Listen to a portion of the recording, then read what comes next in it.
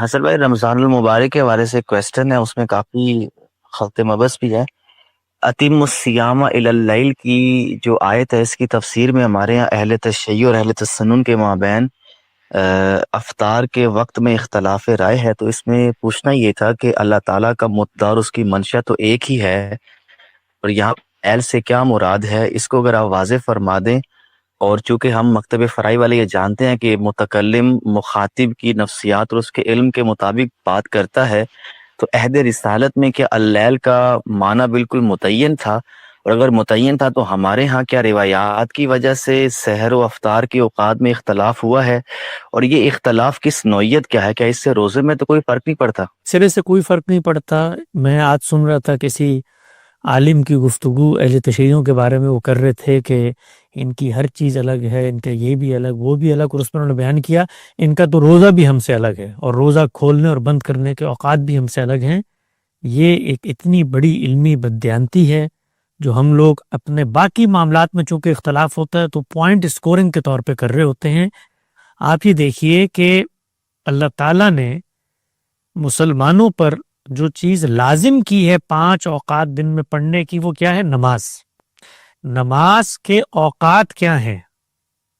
یہ خود نمازوں کے جو اسماء اور نام سنت کے ذریعے، اجماع کے ذریعے منتقل ہوئے ہیں، انہی کے اندر مضمر ہیں۔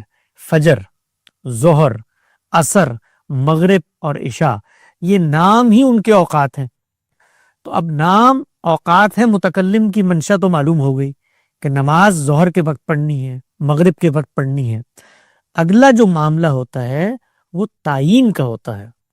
اس تعیین کے اندر ہمیشہ یہ گنجائش متکلم کے پیش نظر بھی ہے کہ کیا یہ مغرب کو مغرب سمجھ کر تعیین کر رہا ہے یا مغرب کو فجر سمجھ کے تعیین کر رہا ہے۔ یعنی متکلم نے جب مجھے کہا کہ بھئی آپ نے مغرب کے وقت نماز پڑھنی ہے، اب میرے اور آپ کے درمیان جو اختلاف ہوا ہے وہ اس پہ نہیں ہوا کہ مغرب کے وقت روزہ افطار نہیں کرنا، اس پہ اختلاف نہیں ہے۔ اختلاف اس پہ ہے کہ مغرب کا جو وقت ہے وہ کب شروع ہوتا ہے، کس وقت کے اوپر مغرب کے وقت کی تعیین اور اطلاق کر دینا چاہیے۔ کیا بالکل ابتدا جس وقت پچھلا وقت اگلے وقت سے الگ ہو رہا ہے اس میں اس کو شامل کرنا ہے، یا جس وقت یہ معاملہ صاف ہو جائے، واضح ہو جائے، اس وقت یہ کام کرنا ہے؟ تو اگر آپ غور کریں تو اس کا تعلق اصل میں انسانی نفسیات سے ہے۔ وہ نفسیات کے بعض اختیارات بعض بڑے علماء کے ہاں سامنے آئے، تو چونکہ اس روایت میں ایک اصول مان لیا گیا ہے جو کہ اصول غلط ہے کہ کسی امام کا کوئی عمل یا امام کا کوئی قول یا امام کا کوئی اقدام وہ اللہ کی طرف سے ہوتا ہے، تو اس کی ایک دینی حیثیت اپنا کر اس پر اصرار شروع ہو گیا۔ ورنہ نہ یہاں سے اصرار کرنے کی ضرورت تھی کہ آپ لازماً 6:25 اور 29 پر روزہ کھولیں گے، اور نہ وہاں سے اصرار کرنے کی گنجائش تھی کہ جی یہ تو تحریک نفاذ فقہ جعفریہ ہے لہٰذا ہم تو اس کو نافذ کریں گے آج نہیں تو کل، اور اس وقت جو ہے روزہ کھولنا چاہیے۔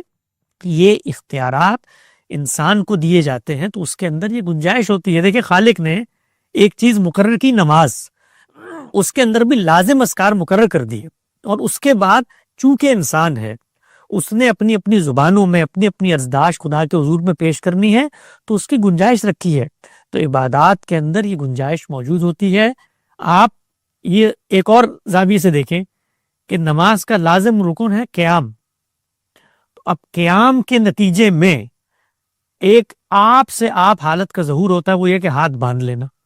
تو اب ہاتھ باندھ لینا یہ کوئی شریعت کا مطلوب یا مقصود نہیں ہے، وہ قیام کا ایک ناگزیر تقاضا بن جاتا ہے۔ تو کبھی آپ باندھ لیتے ہیں، کبھی آپ نہیں باندھتے۔ اس کو یوں کہہ کے بیان کرنا کہ یہ تو نمازی انہوں نے بدل دیے، تو روزے انہوں نے بدل دیے، یہ بالکل غلط بات ہے۔ عربی زبان کے اندر الہ کا جو لفظ آتا ہے اس میں یہ بحث ہے کہ بھی غایہ مغیہ میں شامل ہے یا نہیں۔ الی المرافق جب کہا ہے تو اس کے اندر کیا مرافق تک یا مراقف کا اطلاق آپ وہاں تک کریں گے جہاں تک وہ جا رہے ہیں؟ تو اس سے ایک سوال پیدا ہوا۔ اطلاق کے اندر ایک ذوقی ترجیح اور اختیار کا معاملہ تھا، جس کے نتیجے میں یہ کام ہو گیا۔ کوئی جھگڑے کی بات نہیں ہے، کوئی فرق کی بات نہیں ہے، کوئی روزہ خراب نہیں ہوتا۔